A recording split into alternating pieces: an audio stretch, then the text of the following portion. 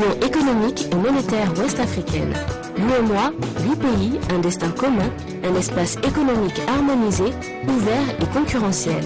L'UEMOA, votre guide au cœur de l'Afrique, des grands événements et des grandes mutations sur Africable.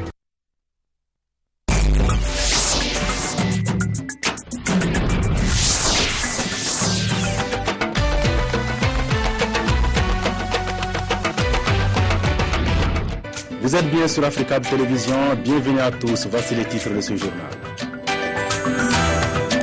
Le chef intérimaire de la MINUSMA face à la presse ce vendredi à Bamako, le diplomate onusien a évoqué entre autres le déploiement de 12 500 casques bleus au Mali. La durée et le mandat de cette mission ont fait le point dès le début de ce journal. Après 11 années de fonctionnement, la Commission mixte des Nations Unies pour la mise en œuvre de l'arrêté de la Cour internationale de justice s'est réunie à Yaoundé. Il s'agit pour les experts de se pencher sur les frontières non encore démarquées entre le Cameroun et le Nigeria. Enfin, le régime syrien a-t-il, oui ou non, utilisé des armes chimiques contre les rebelles? Pour la première fois, Washington estime que c'est possible, mais reste prudent. Voilà pour le sommaire. Nous vous parlions hier du vote à l'unanimité au Conseil de sécurité des Nations Unies de la résolution autorisant le déploiement des 12 600 casques bleus au Mali ce vendredi. Le chef intérimaire de cette mission onusienne était face à la presse. Les échanges ont notamment porté sur la durée et le mandat de cette force de précision avec Djibril Maïga et Moussa Bari. Ils étaient plus d'une vingtaine de journalistes à prendre part à cette conférence de presse. Le Conseil de sécurité de l'ONU a adopté hier la résolution 2100-2013 établissant la mission multidimensionnelle intégrée des Nations Unies pour la stabilisation au Mali. Le chef intérimaire de la MINUSMA est revenu sur l'objet de cette mission.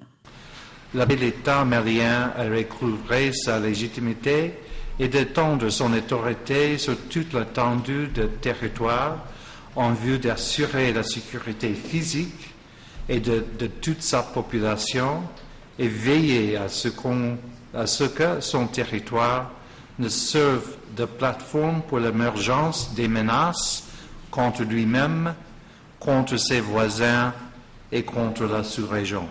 Cette mission comprendra un effectif d'environ 11 200 personnels militaires et 1440 policiers. La résolution envisage le transfert d'autorité de la majorité des troupes et de la police de la MINUSMA à la MINUSMA. Il ne s'agit plus de débusquer ou de pourchasser les djihadistes dans leur retranchement.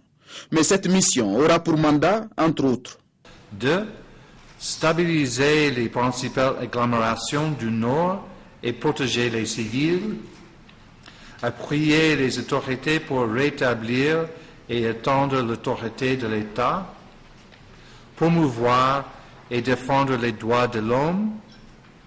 La MINUSMA entend œuvrer rapidement à rétablir la gouvernance démocratique et l'ordre constitutionnel au Mali.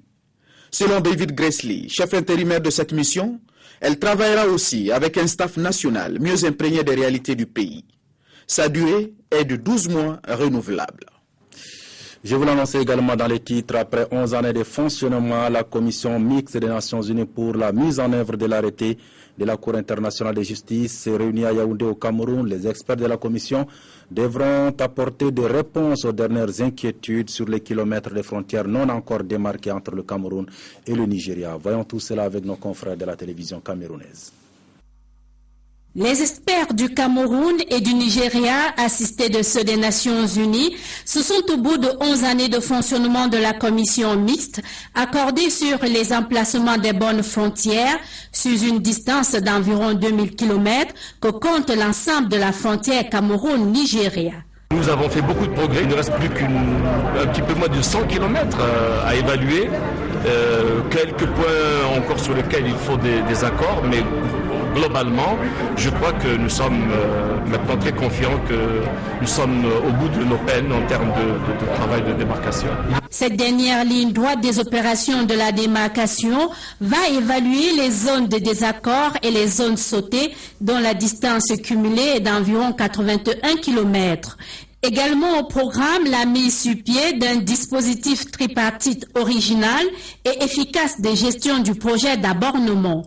Enfin, cette 31e session devra donner des orientations techniques et juridiques en vue de la confection de la cartographie finale de la frontière et des modalités d'élaboration du procès verbal de la dite frontière.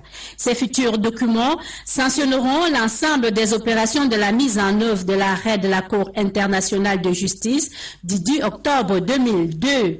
Les trois orateurs du jour ont une fois de plus salué le mode de résolution pacifique d'un différend frontalier adopté par les chefs d'État du Cameroun, du Nigeria et les secrétaires généraux des Nations Unies. Tous ont bien compris le beau paradoxe de la frontière. Elle fixe les limites des États pour mieux unir les peuples. Le Conseil africain et malgache pour l'enseignement supérieur, le CAMES, tient sa 30e session ministérielle à Cotonou au Bénin. 15 des 19 pays membres sont représentés à cette rencontre avec un seul objectif, donner un nouvel dynamisme à l'organisation afin de favoriser le développement des universités dans les pays membres. C'est sous l'égide du Premier ministre béninois Pascal Irénée Koupaki que s'est ouverte la 30e session ministérielle du CAMES. Il avait à ses côtés le ministre de l'Enseignement supérieur François Abiola, des chercheurs et enseignants du secteur de l'enseignement supérieur venus de tous les pays du CAMES, tous réunis au chevet de nos universités confrontées à d'énormes difficultés. Qu'il me soit permis de me réjouir de votre présence qui nous permettra d'échanger sur les choix à opérer afin que notre institution commune rayonne davantage et réponde au mieux aux missions qui lui furent assignées depuis sa création en 1968. Toutes ces têtes pensantes du CAMES ont 48 heures pour réfléchir sur des thèmes notamment la massification dans l'enseignement supérieur dans les pays membres du CAMES. Quelle solution? Les centres de recherche et formation à l'excellence, intégration, passerelles et synergie avec la formation académique universitaire. L'assurance qualité, l'accompagnement des nouveaux pays membres, ainsi que le plan stratégique de développement du CAMES avec les axes qui lui sont associés, augurent de bonnes perspectives de développement pour nos universités, centres de recherche et grandes écoles. De même, la résolution de l'épineux et récurrent problème du financement de l'enseignement supérieur que vous avez si bien identifié reste un impératif de réussite. Le CAMES pour un enseignement supérieur et une recherche de qualité au service du développement des pays membres. La devise chère aux nations membres de l'institution. Restons dans le registre éducation pour évoquer cet atelier de restitution des résultats de l'évaluation finale du projet d'appui à l'éducation des filles au Sénégal. Le projet notamment axé sur la réalisation d'un plan de communication nationale et de proximité sur les questions du genre liées à la scolarisation. Lustina Saya, Suleiman Antomar avec notre bureau à Dakar. Depuis 1995, l'État du Sénégal, en collaboration avec les partenaires techniques et financiers, accorde une priorité soutenue à l'éducation de manière générale et à la scolarisation des filles en particulier. Au Sénégal, le brut de scolarisation des filles est passé de 46,6% en 1995 à 83% en 2006 et à 98,6% en 2010. En 2011, le taux d'achèvement de l'élémentaire est de 70,8% pour les filles et de 62,6% pour les garçons. C'est un projet qui a pu aider les enseignants d'abord au plan pédagogique à améliorer leurs pratiques quotidiennes en réfléchissant profondément sur les questions de pédagogie, de remédiation et pour une bonne prise en charge des enfants en difficulté. Mais aussi c'est un projet qui a permis aux enseignants et enseignantes d'avoir un regard plus positif sur l'éducation des filles. Cependant, ces bonnes performances en termes de recrutement ne doivent pas faire oublier que le maintien des filles à l'école constitue un vrai problème, surtout dans le moyen secondaire. Par ailleurs, des stratégies sont définies pour pallier à ce problème. Il faut d'abord créer des espaces sécurisés au niveau de l'espace scolaire parce que, comme vous l'avez dit, la thématique de la violence est en train de gagner du terrain dans certaines régions. Au plan pédagogique, développer des stratégies différencier pour prendre en charge la spécificité filles. Maintenant, sur le plan global, il y aura une sensibilisation pour que les mariages précoces, les abandons au niveau de la cible filles soient réduits au maximum. Le projet d'appui à l'éducation des filles couvre 80 écoles élémentaires et concerne 20 000 filles, 600 enseignants, des associations de la société civile et des groupements de femmes engagés dans des actions de soutien à l'éducation des filles. Le Niger, à l'instar de la communauté internationale, a donc célébré hier, 25 avril, la journée mondiale de lutte contre le paludisme. En 2011, près de 4 000 décès dus au paludisme ont été enregistrés dans le pays. Les enfants de moins de 5 ans et les femmes enceintes en sont les premières victimes. La célébration a donc eu lieu à Tillabéri, l'une des régions les plus touchées par la maladie au Niger. Sarki Aboubakar Azagabati avait notre bureau sur place.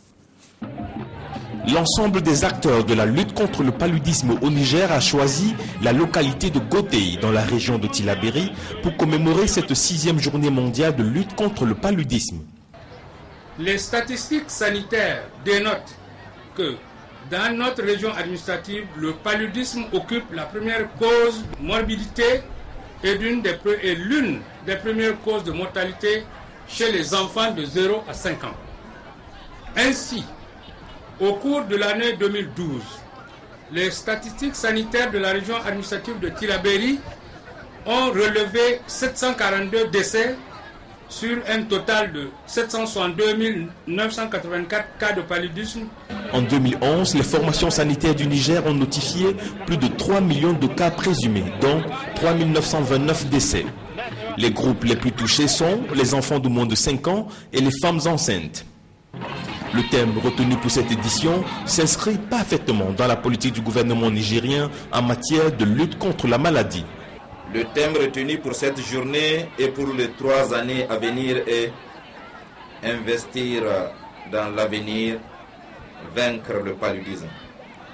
C'est pourquoi la commémoration de cette journée doit être mise à profit pour poursuivre la réflexion sur les efforts à déployer, peaufiner l'évaluation des stratégies de prévention et de prise en charge que nous avons mises en œuvre et rechercher les moyens de renforcer les effets multiplicateurs de nos interventions.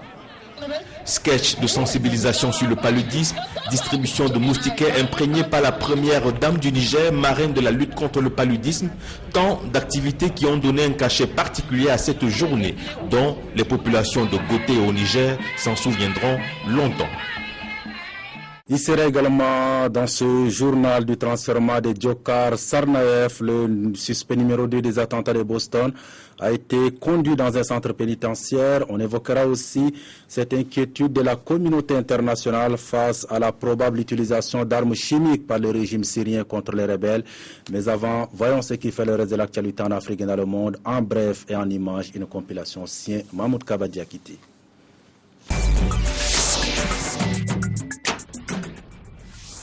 Des présidents du Parlement africain présents à Abidjan dans le cadre de l'ouverture de la première session ordinaire 2013 de l'Assemblée nationale mercredi ont été reçus en audience par le chef de l'État ivoirien.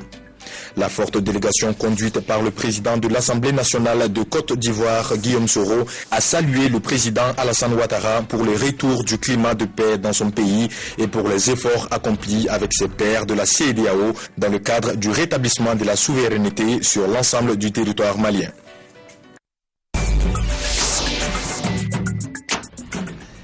Lalao Ravalomanana est officiellement entrée en course. La femme de l'ancien chef d'État malgache est la 18e personnalité à avoir déposé sa candidature pour la présidentielle auprès de la Cour électorale spéciale jeudi 25 avril. Un dossier épineux désormais entre les mains des 8 magistrats qui composent cette institution mise en place pour les élections.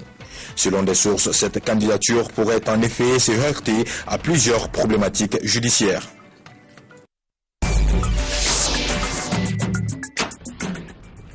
Explosion d'Mpila au Congo, un important travail a été effectué selon l'Union européenne après les explosions du 4 mars 2012 dans le quartier d'Mpila à Brazzaville.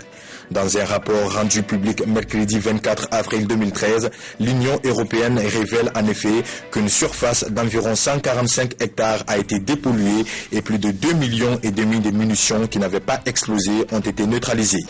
Mais l'organisation affirme également que le gouvernement ne doit pas construire dans l'immédiat des habitations dans le quartier dans un souci de sécurité de la population.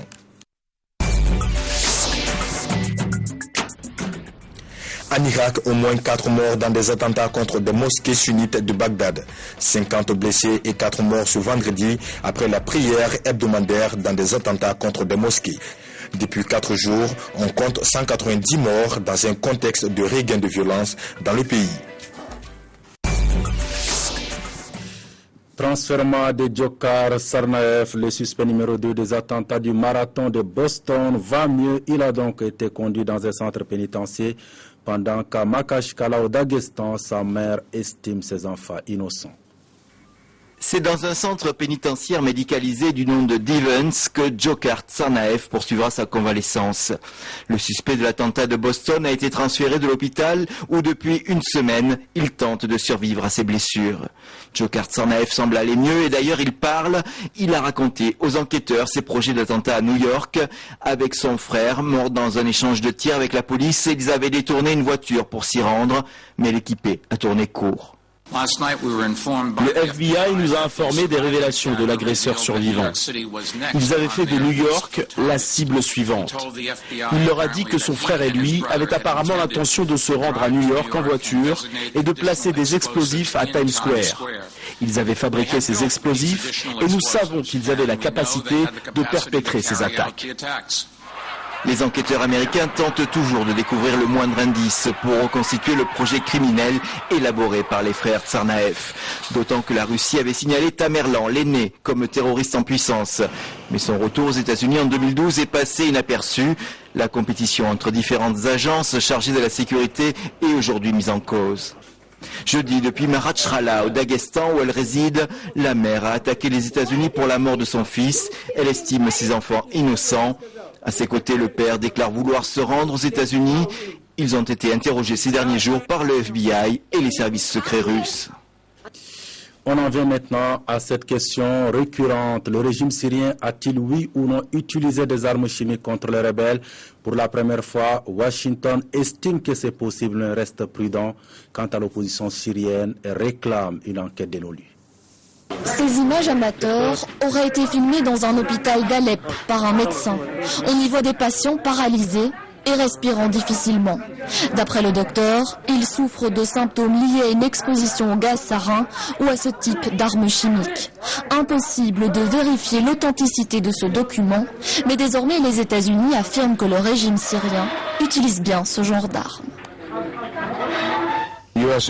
La communauté américaine du renseignement conclut, avec différents degrés de certitude, que le régime syrien a utilisé des armes chimiques à petite échelle en Syrie, en particulier du gaz sarin.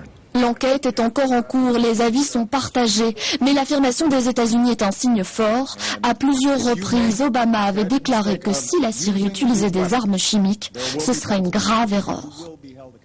Le président Obama a dit que si Assad utilisait des armes chimiques, cela changerait les règles du jeu, que la ligne rouge serait franchie. Je pense qu'il est désormais clair qu'elle est franchie. John McCain fait partie de ceux qui souhaitent que les États-Unis arment l'opposition syrienne pour mettre fin au régime de Bachar al-Assad, une position partagée par la Grande-Bretagne. J'ai toujours souhaité que l'on en fasse plus. Nous travaillons déjà avec l'opposition. Nous souhaitons que nos alliés et nos partenaires en fassent davantage pour soutenir l'opposition et que nous puissions mettre un terme à ce régime. L'ONU souhaite se rendre au plus vite en Syrie pour enquêter sur l'utilisation d'armes chimiques. Encore faut-il que le gouvernement syrien l'autorise. Le gaz sarin est considéré comme une arme de destruction massive par les Nations Unies depuis 1991. Une image maintenant de ces manifestations au Bangladesh après l'effondrement mercredi d'un immeuble qui abritait des ateliers ayant causé la mort de près de 300 personnes, une catastrophe qui aurait pu être évitée car des fissures avaient été détectées mais les responsables avaient préféré les ignorer après la colère, après le choc, c'est donc la colère des centaines de milliers d'ouvriers manifestent depuis dans le pays. Voici tout ce qu'il reste du Rana Plaza, l'immeuble de 8 étages qui abritait 5 ateliers de confection. Le bâtiment s'est effondré mercredi près de la capitale Dhaka. Les pompiers continuent d'évacuer les corps, près de 300 personnes ont péri. La douleur et la colère. Le propriétaire de l'immeuble doit être pendu, crient ces femmes. Depuis 2 jours, ouvriers et ouvrières du textile défilent dans les rues. Des manifestations parfois violentes comme ce matin. Jet de pierre contre la police. Elle tente de contenir la foule avec les moyens du bord. La catastrophe relance la polémique sur la sécurité dans l'industrie textile au Bangladesh. Nous réclamons que le gouvernement, les administrations, le propriétaire de l'immeuble et toutes les marques pour lesquelles on travaillait rendent des comptes. Pour l'instant, seule une marque anglaise et l'espagnol Mango ont confirmé travailler avec les ateliers de l'immeuble. Voici le bâtiment avant son effondrement. La veille du drame, des ouvriers avaient dénoncé ces fissures. La police a donné l'ordre d'évacuer, mais les responsables ont ignoré ces mises en garde. Nous ne voulions pas entrer dans l'immeuble, mais les propriétaires nous ont forcés à entrer et à travailler. Près de l'immeuble dévasté, les familles continuent de chercher leurs proches. C'est le plus grave accident de l'histoire industrielle du Bangladesh. Voilà qui met fin à ce journal. Tout à l'heure à 20h30, votre émission à votre avis à 21h30. La première édition d'Afrique Info, 22h15, votre série Chouarg à 22h40. La cérémonie de remise des Koundé, le trophée des musiques africaines à Ouagadougou en direct sur Africa Télévision et à suivre absolument. Passez d'excellents moments en compagnie d'Africa Télévision et à demain.